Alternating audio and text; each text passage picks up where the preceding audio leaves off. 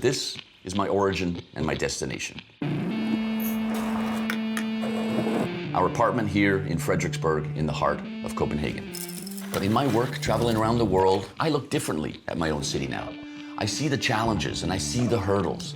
This city has been a global benchmark for urbanism for many years. And I want to show you some of the great things that make this city so unique and make it work so well. Leadership is not resting on your laurels. It is a constant search for innovation, for improvement, for urban development. I want to find out what the state of the urban nation is right here in my own city, Copenhagen. But first, it's time for school. You guys ready? Yeah. All right, let's do it.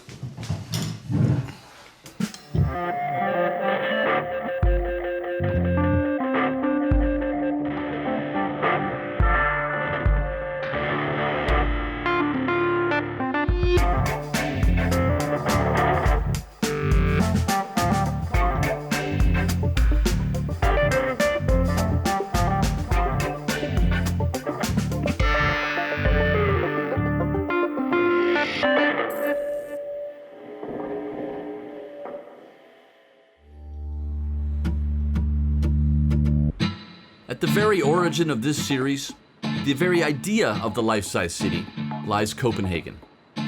I've lived here for more than 20 years, and trust me, this city works. The Danish capital is an inspiration on how to get it right.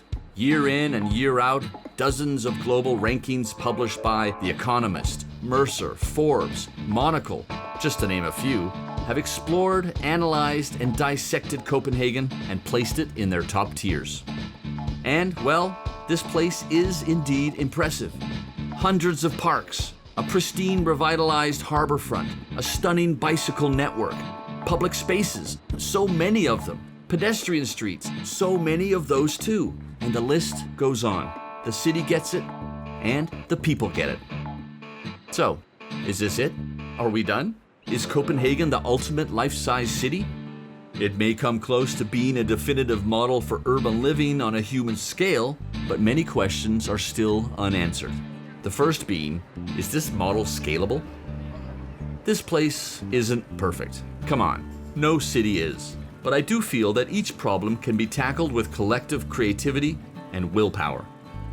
As I explore my hometown through the lens of this series, I'll talk to friends and colleagues, but I'll also meet new faces, people working to make Copenhagen live up to its reputation as one of the world's most life-size cities.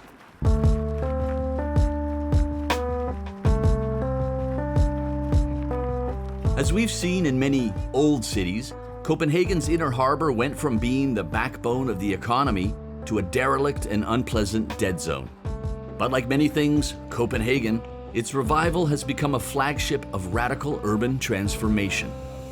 On a beautiful day like today, this is where you want to be, on or near the water. So I head out on an electric boat with a few friends to spend time in this unique public space. The harbor that had been neglected for decades. You can plan a lot, and you can make a lot of decisions in city council. But if you don't have a lot of very active, engaged people living in your city who actually take charge of it, then you won't get very far. And I think most of the work in Copenhagen is bottom up. It is actually due to pressure from Copenhageners in saying we want something different. Right. In a nutshell, this city has a Lord Mayor and 7 mayors in charge of the different departments. Morten Kabel was one of them, Mayor of Technical and Environmental Affairs. And in 2015, he transformed the co-creation philosophy that had guided the development of the city until then into an official policy. How long did this process take, to transform Copenhagen into a city that listens to the people and follows their lead, as well as designing based on their desires? Some of the actual results, of course, have come up over the last decade. I mean, 20 years ago, when I was a kid, I definitely wouldn't swim in the harbor. Just going to school on my own on a bicycle was something that I got really strict rules about where to go and where not to go. So this has taken a couple of decades, but not more than that. Any city can do what Copenhagen has done. I mean, it's not something in our water, it's not our genes, it's not anything. Any city in the world can become a good bicycle city. Any city in the world can become a city where you take to the open spaces and really enjoy them, use them, spend your time out there. Any city could actually do that if you allow them to. When I was mayor, I was often asked by colleagues around the world, how have you been able to afford it in Copenhagen? And my reply always was, how have you been able not to afford it? I mean, how can you actually afford building highways, building lots of very expensive road systems, when you can actually just choose bicycle infrastructure? Copenhagen 25 years ago was a few days away from going bankrupt. And therefore, the city invested in the cheapest infrastructure, bicycle infrastructure. And that has actually turned out pretty great. The bridge that we are crossing under right now, we are talking about a bridge that costs 4 million euro, and it has 24,000 bicycle riders every single day. I mean, a huge mobility success. How much money has Copenhagen put into bicycle infrastructure in the past 10 years or so? Just around 280 million euro is the total cost. And, well, to give an example, that's the same amount that one 3-kilometer bypass north of Copenhagen for cars cost. So you can choose 10 years of bicycle investment or one 3-kilometer bypass. I think the choices should be easy. A lot of people look at Copenhagen and they say, oh, it's so polished, so Nordic, but you know, you're actually trying to get more edge. We want to have more edge, and I think Copenhageners want more edge. And to be honest and frank, we've had some neighborhoods that have become too polished, too nice, too gentrified, and they are often boring. And you don't want a boring city, you want a city where you can grow in, where you can develop, where you can live your life, and that is edgy, because lives are edgy. So I think it's good for the city to get a little back and to say, yeah, let's give up control and let people develop their own lives just the way as they want to.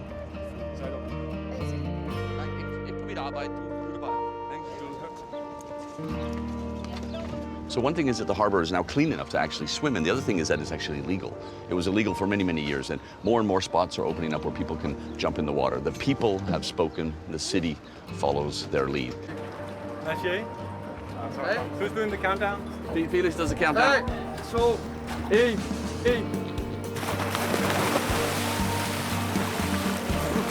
1. Welcome to Copenhagen.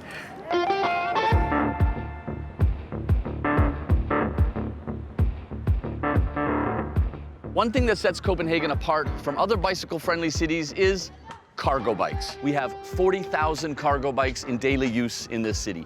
26% of all families with 2 kids or more have a cargo bike. This is the Copenhagen version of the SUV. So filming the life-size city in Copenhagen, of course, it's going to take place on cargo bikes. You can see we have all these different bikes for the crew, one for the gear that we can lock. We have a rickshaw to film from. Everything we need is right here on all of these wheels, and that is as Copenhagen as you're going to get.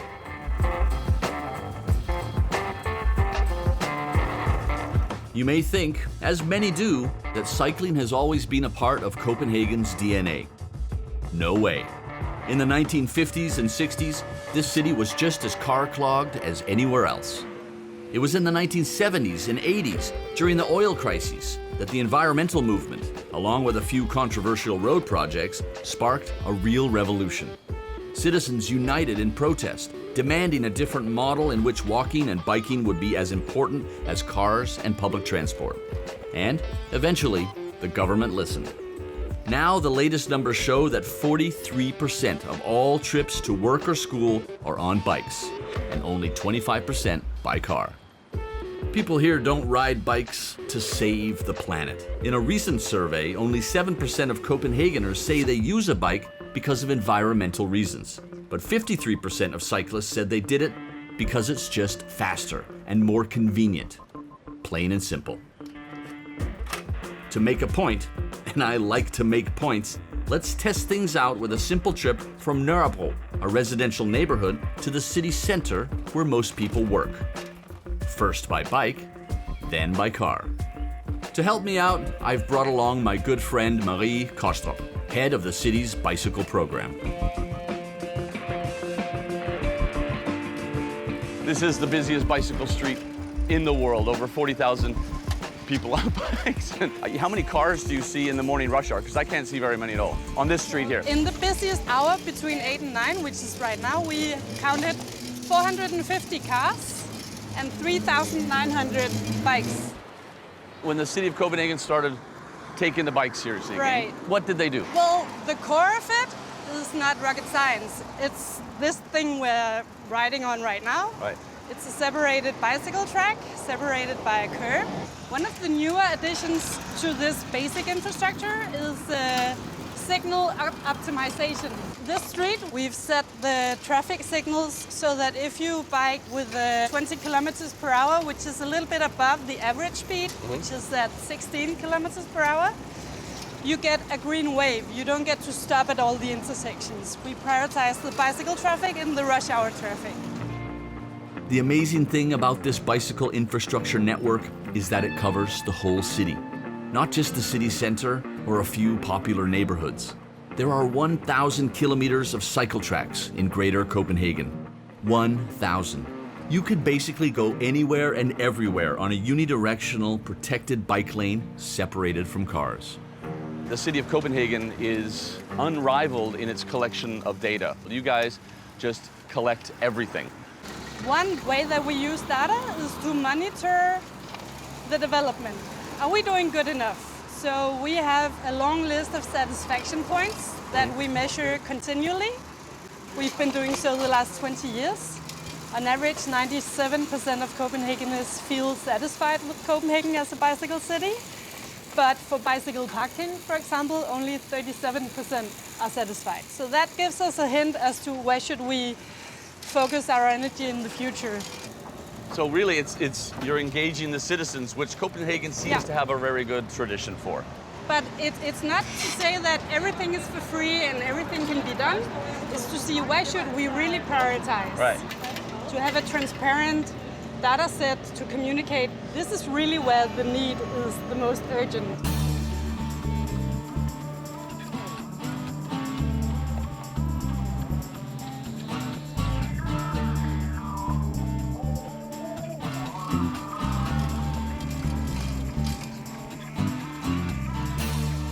All right, here we are.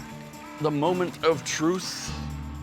18 minutes, 12 seconds by bike. But now we have to try the car. Start. All right, let's go. Let's go. I'm never in a car in Copenhagen. I calculated that my kids spend about 5 hours a year in a car in our own city. And I think me, it's even less than that, right? I might sound incredibly calm as I speak, but I am freaking the hell out here. What does the city of Copenhagen have planned to reduce the number of people arriving in the city by car? Of course, we can't do everything by bike, but we see that when we construct supercycle highways connecting Copenhagen with the surrounding municipalities, the average trip distance is 14 kilometers on the supercycle highways. Right. So people are actually willing to go quite far on bike if the conditions are okay. Right. Trying to find parking now. We're kind of arrived. When we rode our bike to the Right. destination, we were there. We just hopped off the bikes and we had arrived. Oh, there's no turn. Oh my God. No left turn, no right turn. On Google Maps, it said I could turn right there. Now there's bikes. Can you see any bikes? No. Okay. Oh, pedestrians. Forgot about them. Is that parking? Can I park there? All right. Is there a car behind me? Oh. Okay, parallel parking. Awesome. How's that going? How's that working out for me?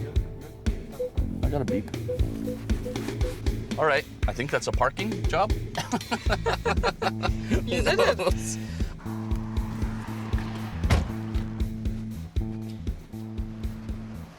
24 minutes. The bicycle wins.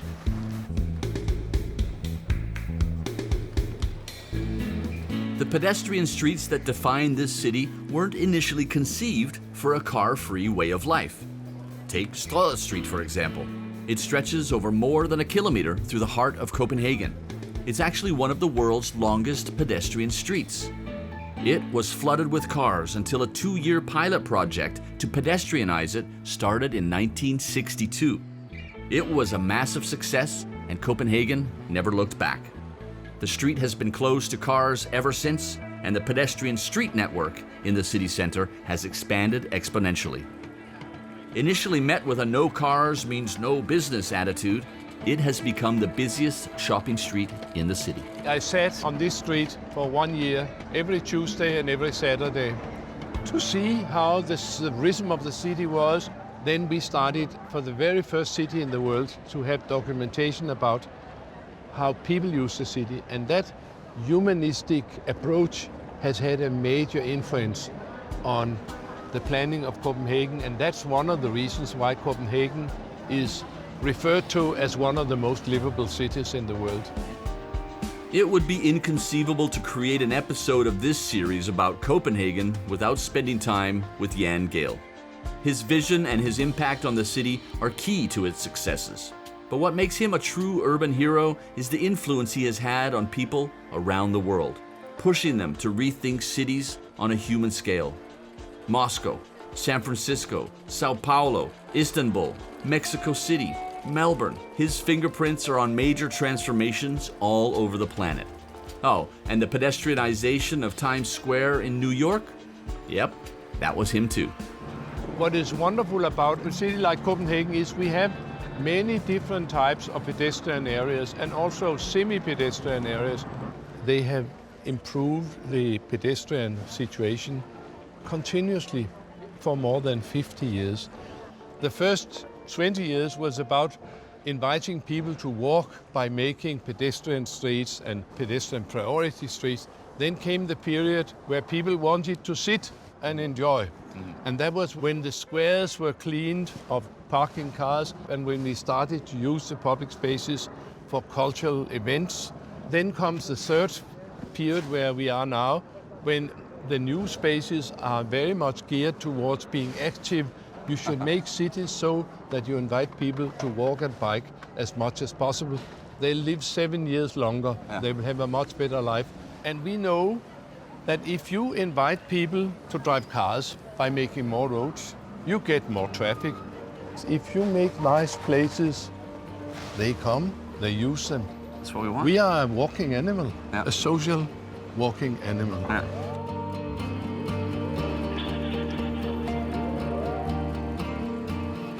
What about gentrification? This seems to be one of the greatest challenges that we're facing. How does the human scale tackle that? Many people will say that because we made Copenhagen so nice, all the prices, the market has made the prices go up, and then the poorer people have been pushed further out, which is completely correct. But I will not accept that as planners and urban designers, we shall make the city as bad we can so that the rich people will go away and the poor sorts can come back. There are two things we can do. One is make many more places good so that everybody can live in some places which are very nice. And the other thing is that this kind of gentrification problem with the market prices going up, that has to be solved politically. Just at this moment, Copenhagen is not so good at it. And it's dropped from number 1 in the livability rating to number 6 for that very reason. So we will have to do something with the prices of housing and make sure that they are affordable. That's very important to have a lively and interesting city, that you have a good mixture. And the city is actively working to solve this problem. In 2015, the national government gave municipalities the right to impose that 25% of all new building projects be built as affordable housing. Copenhagen, of course, seized the opportunity and made it an official rule. But even that isn't enough. Studies show that from 2013 to 2017, the average price of a home increased by more than 35%. While only 30% of the housing in the city is owner-occupied, the national average is 60%, the rising housing market puts enormous pressure on rental prices. As Copenhagen struggles to create space for its citizens, I've noticed that some architects are redefining how architecture is practiced and used. Hey, democratizing city design could eventually create a more inclusive city. Jeanetta and her team at Archilab, an interdisciplinary design studio, are broadening the scope of their discipline. They want to design spaces not just for the people, but also with the people. And the first step towards that? Easy. get the kids on board. We are surrounded by architecture and design our whole life, but none of us are never taught about that. It's not about being taught architecture, but it's also about being taught about being aware of your surroundings, right? And I think architecture and design class can actually give kids that. They grow up having an experience about being able to shape their surroundings. And I think we need that in our future to create active citizens. Archilab has conducted a series of workshops with local schools to help kids rethink their built environment. They want to see how children react to a new setting. Today, the kids of Nørrebro Park School, helped by my daughter Lulu Sofia, have to create an outdoor classroom. Outside the school, you can start from scratch. What a great way to learn the basics of design. When we start asking them what they need outside, you can also see that's what they're doing. They need a table and chairs, and then they need a board, then they need some walls, and then they need a roof. Yeah. So they're actually taking their classroom and putting it outside. Yeah. And that's because that's what they connect with the learning situation. Yeah. That's what learning is. So it's also about re-understand your idea of when you learn something, right? What are you building here, Lulu? So we're trying to build a table and some chairs Table and chairs. and a Good idea. house. Inside your greenhouse. Yeah, we're inside Yeah. the house, right? Yeah? Yeah, Okay. Yeah, we this got the is, lines. Yeah, right, okay. What can you learn inside a greenhouse? We were thinking some kind of math or food. Yeah. Oh, yeah. So you are having math while growing your food and preparing your food? Yeah. What are you guys doing? Oh, you're building a sort of a slide. Slide, yeah. Yeah, cool. What are you building? A maze. Before they go into the classroom area, they would have to go in the maze. Yeah. So maybe they won't even get into their teaching. I don't That's know if good I like thinking. that idea. That's but- creative. Og så er det også sådan, at man kan ligesom hver elev kan tage sit eget lille bord med, når man skal på tur, sådan at man kan altid sætte det op overalt. Oh, that's cool. That's clever. Mobile classroom. How do you take this very simple and amazing concept and scale it up? Challenges of our world today is complicated. We cannot only solve them from one chair. We have to think horizontally. Empower the population and create community while you work with building your physical surroundings, right? So I think it's very scalable. People in power have to realize the benefits from it, the financial benefits, the health benefits, the social benefits from actually inviting people into the dialogue about how our cities should be shaped in the future. At 7.6%, the ratio of people living under the poverty line here is quite low. Mexico City and Cape Town, for the sake of comparison, are both somewhere around 40%. Poverty does exist in Copenhagen, but being branded as one of the world's most livable cities sadly makes most people forget about it. This is why Martin and his crew want to create public spaces that include those citizens who find themselves on the margins of society. We are building basically an extension of a bench right here, and the idea of this extension is to that it should hold a step ladder. Okay.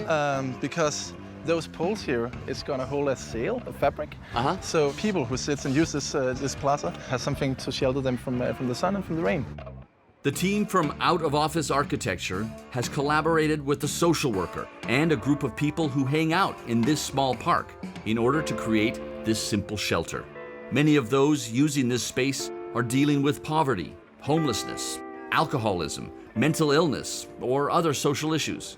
They gather here year-round, rain or shine, warm or cold. We don't really believe that good architecture is just only made inside an office. So we start talking with people, and then we go to design, then we show them it, and then we're building it together. I think in the interaction with the people, we find the best design solutions. So over here you have a municipal playground, you have a densely populated neighborhood with people going through. What has been the reaction when you showed up and started creating the space? Well, that's actually the reason why we are here this year, because we did an iteration last year, and there's been no complaints at all. So it just sits out here, drink a beer, and enjoy their little community. You can't really remove them, so to say. Then they would just sit in another place. Of course, we could have placed this thing on a backside where nobody would see them and stuff like that. But actually, this project here is right in the middle of the park. You can see it from everywhere. And placing them here also makes it visible for the broader society that we have these social problems or issues, so to say. So people actually know that they exist, that they are sitting here. And on some level also that is okay. They will actually also force drug dealers away.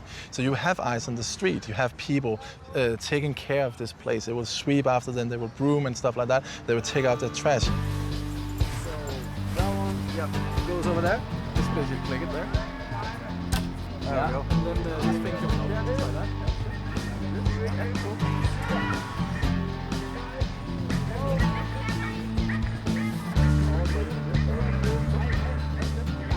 The municipality has a requirement that is taken down every night and put up the next morning.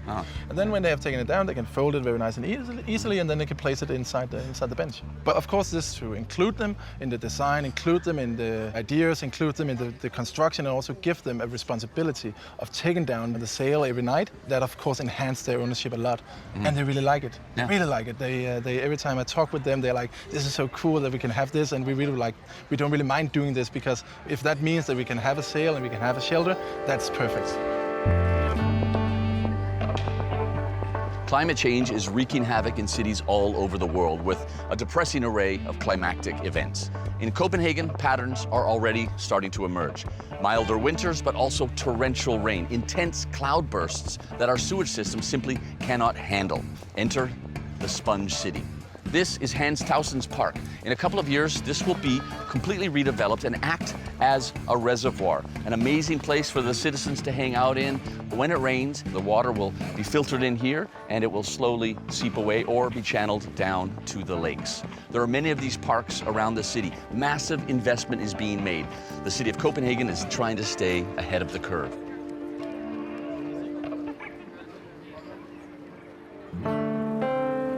Public spaces are the backbone of this city. They're used by just about everyone. But it can be hard to move around for the elderly with reduced mobility, especially those living in care homes. In 2012, a project was created to change that, Cycling Without Age. The volunteer-based organization first spread throughout Denmark and has now found its way all over the world. Pernilla joined Cycling Without Age when she lived in Singapore, where she implemented the program. She's now back in Copenhagen and coordinating the organization's international members. The idea is that everybody in Copenhagen used to cycle, and still do. And when they go into a nursing home, which most elderly people do in Denmark, there are a lot of activities that happen inside of the nursing home, which is great. But we want also those people that live in nursing homes to experience something that they used to do, and which is a big part of their identity. And for us, cycling is a huge part of our culture.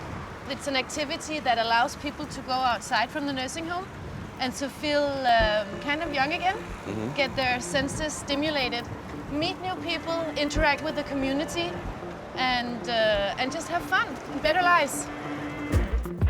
Today's passengers are Lorna and Jørgen, both 89 years old and eager to enjoy the city on this sunny day. Lorna, when did you come to Denmark from India? In 56. When you arrived, yes. Did you learn how to ride a bike, and did you use a bike? Yes, I learned to use it. What about you, Jørgen? Do you have a bike now? Yes, but with 3 wheels.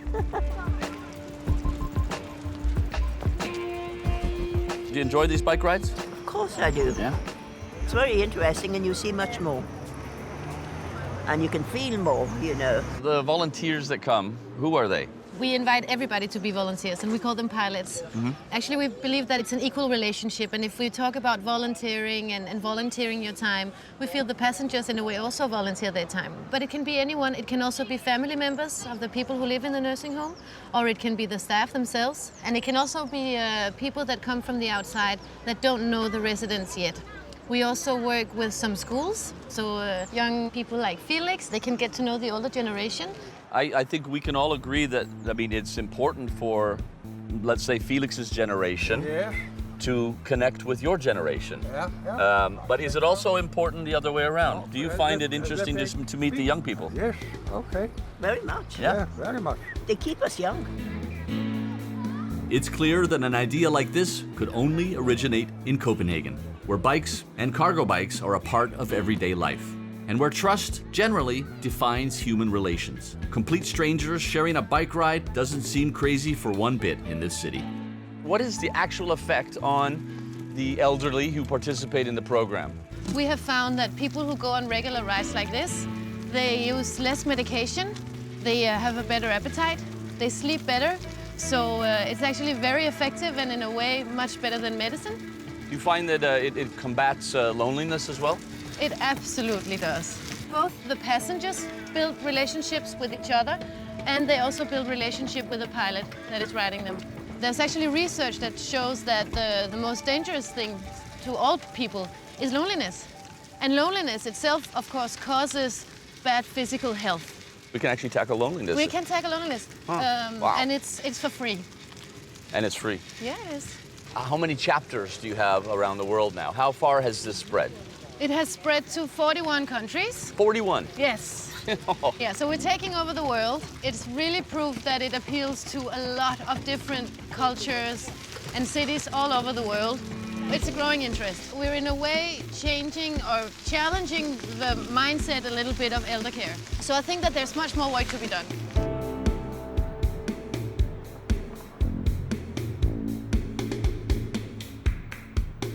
And do you think you can learn something from people in that generation? 100%.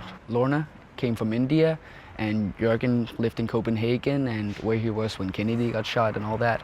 It was very interesting to hear.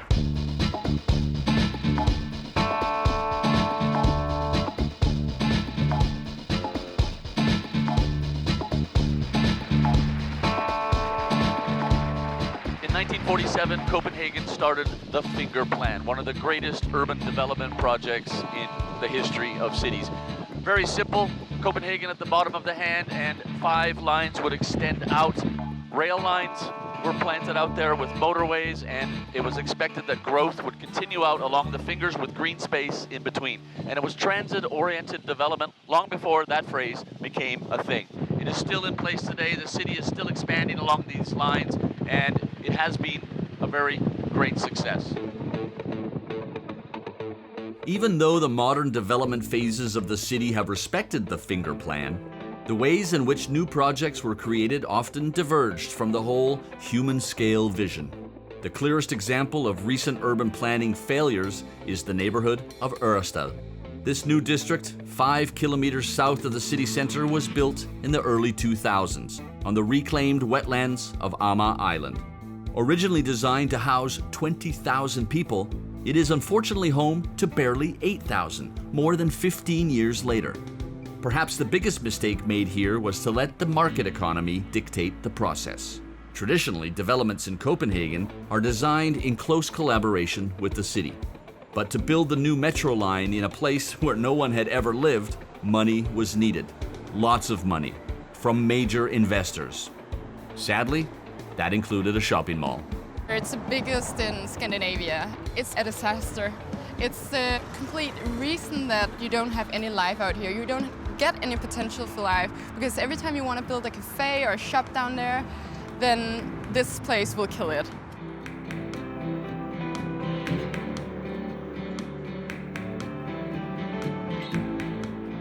They thought they wanted to create this new ideal city with like urban, vibrant life.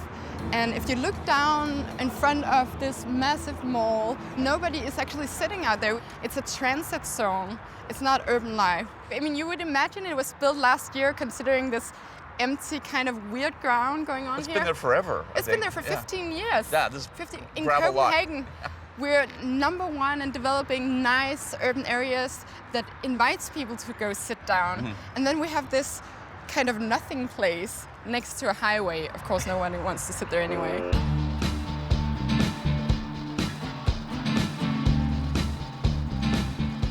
So when you take a strip of land, you create a spine, I guess. This is what we're looking at. This is like Ørestad's Boulevard.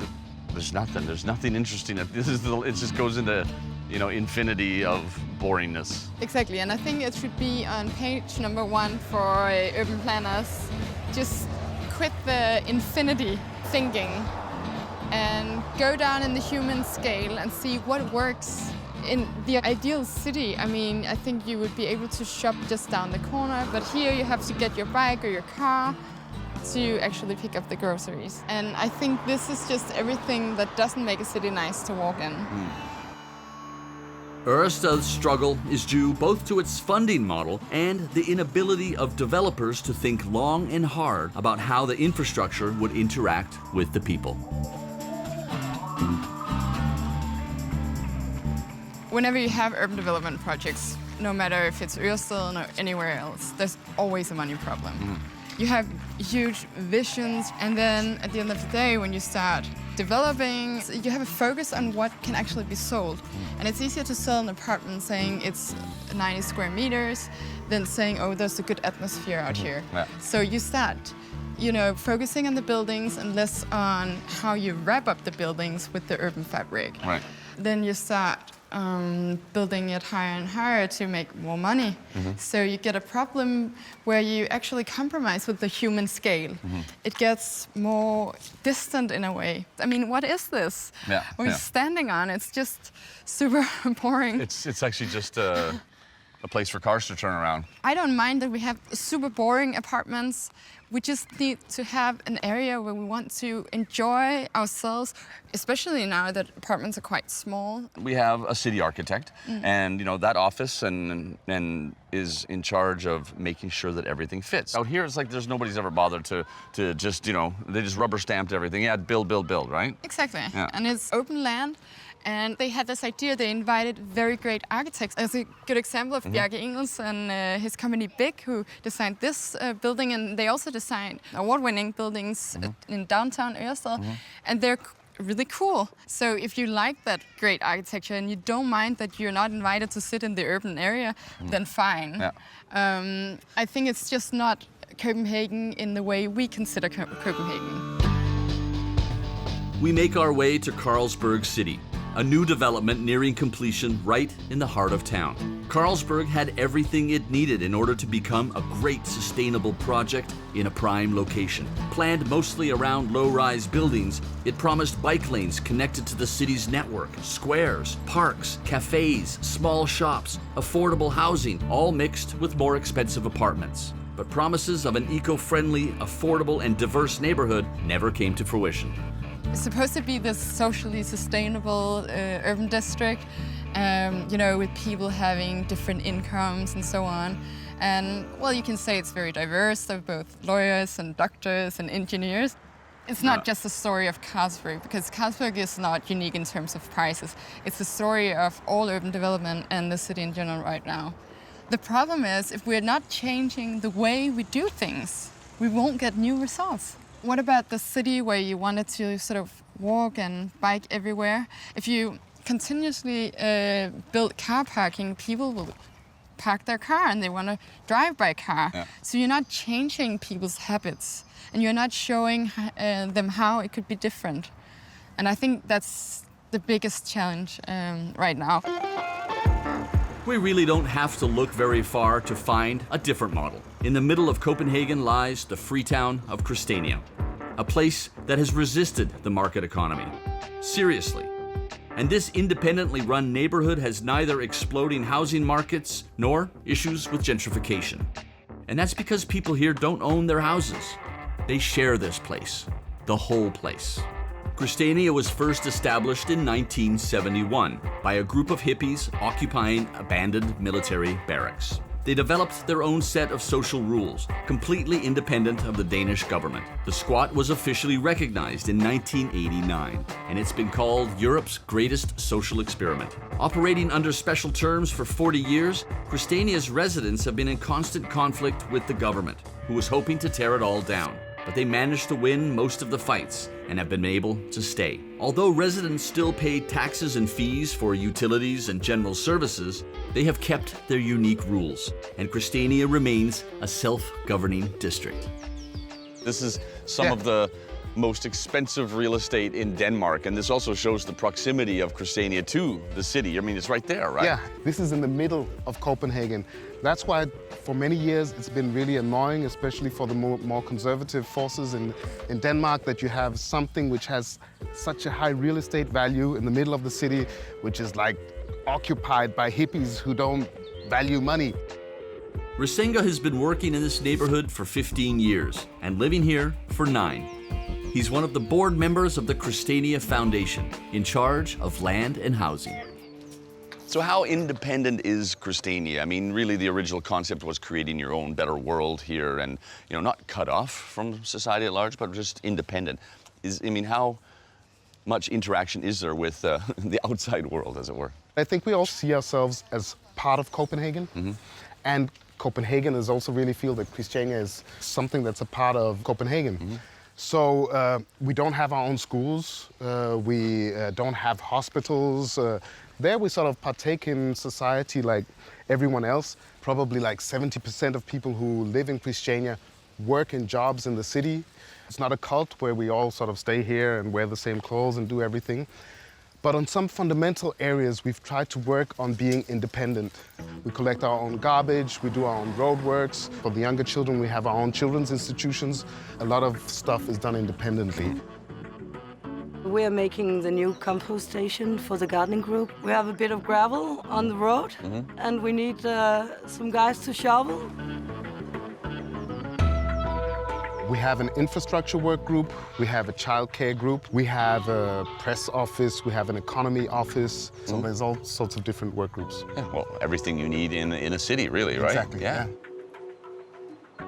It is difficult to be able to live here. Can you explain how that works? Yeah. If there's a vacancy here, anybody who wants to apply for a space can come by and give their 2 cents on why they should move in. Anybody from anywhere? Yeah. Yeah, all right. Yeah. And then the residents decide who they think is the most appropriate person for the vacancy. If you are as lucky as to be chosen to get a place here, you don't pay anything to move in. And that has to do with the structure that we have here, that you can't actually own the house. Okay. So you pay a usage fee or a rent while you live there. Whatever improvements you do on the house, it's good for you, but if you move on, you can't sort of say, but now I've improved it for 50,000 or whatever. I've put so much money into it.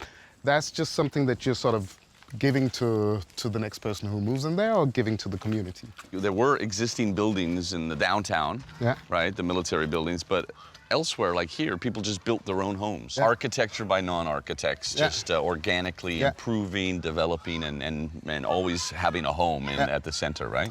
None of them are alike, right? No, and they're absolutely beautiful, at least if you ask me. And mi casa es su casa, so that's where I live now. So you can see the way it's been built in stages. Oh man, yeah, totally, huh? And so this is as green as it gets. We're in the middle of Copenhagen City. Every night when I read a bedtime story to my son, the fox passes by here. It's a really biodiverse area in the middle of Copenhagen. The sort of development of this area you would have if it was to be controlled by market mechanisms would be like just to level everything down, build apartments with a great view of the lake or the water, and it would be super highly priced. But there wouldn't be a fox around anymore. In 2011, the Danish government, owner of the land, gave Christiania 2 options: purchase the land or be bought out. But purchasing the land would mean giving in to ownership and eventually to speculation. So, a non-profit foundation was established. It would own all the houses and most of the land, so no one could profit from the real estate. And you know what? People from everywhere in Denmark and around the world are still buying shares to keep Christiania alive. What's quintessential for us is that the way things are built here is, first of all, environmentally sound, and secondly, socially sound. And I think a lot of the housing problems that we have around the world could be solved if we took out the element of speculation. If we really saw it as housing as being something that has to be publicly available. Now, the way our system works now is it doesn't discriminate somebody who can afford it, but housing is just not only for the people who can afford it. Copenhagen has a huge housing problem, and it seems somewhat unfair that Christiania, with all that land, has a very restrictive growth model, even if that model is noble. The foundation, however, has plans to build new affordable housing to open its doors to more residents. So the whole Christiania model, is it scalable? I think it could. It's also something that could inspire in models of looking at the neighborhoods of the cities which develop and say, is there some form of localized ownership? And many times you'll see that people who are there on the ground have some quite creative solutions to problems that might not be solvable in a municipal office.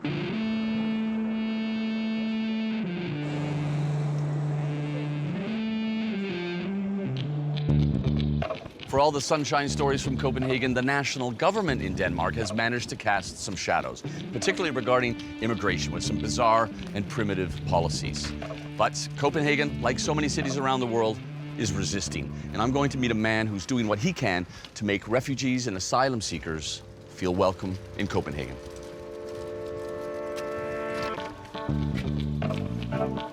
Anyone who joins the house can sit and join the discussion. All they do in the parliament is to count to 90. That's like the majority. As soon as they have 90, they don't care about the rest. Right. And what we do is to try to care about the rest.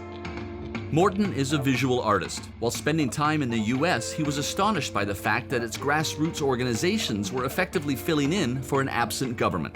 He came back to Copenhagen and co-founded Trampoline House. Since the election of a center-right coalition in 2015, Denmark has become far less welcoming to immigrants and asylum seekers. The government has passed multiple anti-immigration bills, including a controversial law that allows the police to seize refugees' assets and to delay family reunification. In 2017, it was even announced that the country would no longer accept the UN refugee quota. Asylum seekers are placed into refugee centers far from the city, out of sight, out of mind. That's where Trampoline House comes into play. When we started up the house, we went to the camps to ask the asylum seekers what they needed in order to have a better time in Denmark. Mm-hmm. Our first initiative was to frame them as experts. Right. We need to learn from you guys. They came up with these ideas that we should have like a common space, trampoline house, in the middle of Copenhagen, so that they could get out of the camps and continue the dialogue that we had started in the workshops. Asylum seekers get free transportation to come here, where they get language classes, legal counseling, access to doctors, and multiple other resources. In return, they have to give something back. They can cook, garden, take care of the children, cut hair, repair clothing. It also gives them purpose. Danish citizens volunteer to help out, but they also come here to interact with the refugees, because the project is first and foremost about mixing different cultures. The framing of the other is really, really important. It's something that is very, very dangerous. I mean, racism comes out of framing. In the beginning, we called people asylum seekers. But when we realized that nobody wants to be an asylum seeker, nobody even wants to be a refugee, you know, because you can be so much else than a refugee. To sort of stop the framing, we realized that everybody is a volunteer. I mean, what's the problem? We have volunteers with Danish CPR numbers, and we have volunteers with the foreign ID numbers. Right. First house meeting outside. My name's Mikael. I live 7 minutes away by bike with my kids. We want to hear some of the good experiences with Trampoline House. We have a good counselors in the house. We have a women's club, and we have people who take care of our children when we are here. وقتی ما داخل میشم همگی به طرف ما ایتو محبت میکنن نام من میگیرن که من میگم که کلش یا برادریم است یا خواهر مادریم است. من به خود احترام مثل خانواده کشف میکنم، جذب میکنم.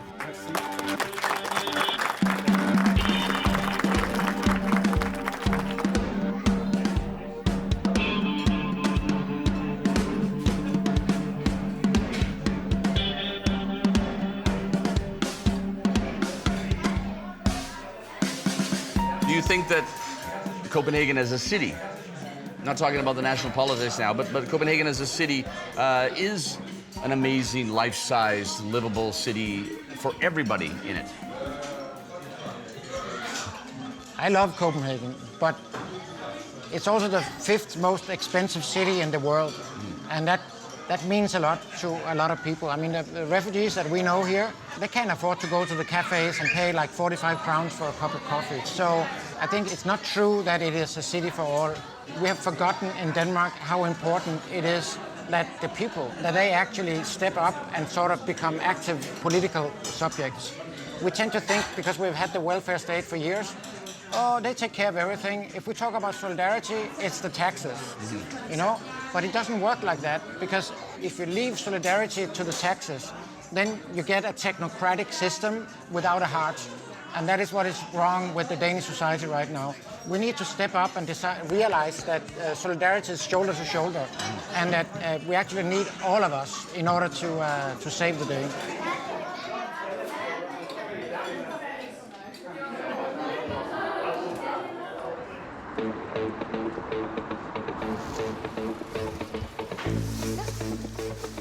And we talked about doing it slightly bigger than this, slightly larger. Yeah, in the middle, nice, closer to the family. Yeah, okay, okay.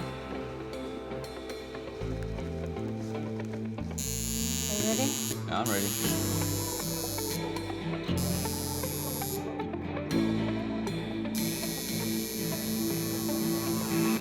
Oh my God. This is the one I've been waiting for, the graphic CPH in my own neighborhood.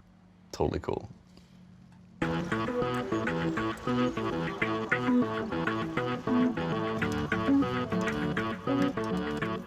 Lulu, what do you like most about the place that we choose to live? It's a big city and you can ride your bike to school every day. It's easy to ride a bike in Copenhagen, and I can get from A to B very quickly. This is a city that works much better than most other cities on the planet. But I find it reassuring that this is not a finished masterpiece. This is very much a work in progress. There has never been a perfect city, and there never will be. But it is the quest that is paramount. We have to continue to think, to design, to innovate, to try and create a place that is just a little bit better than it was yesterday. And using the citizens at every step of that process, like they do here in Copenhagen, is absolutely the best way to do that.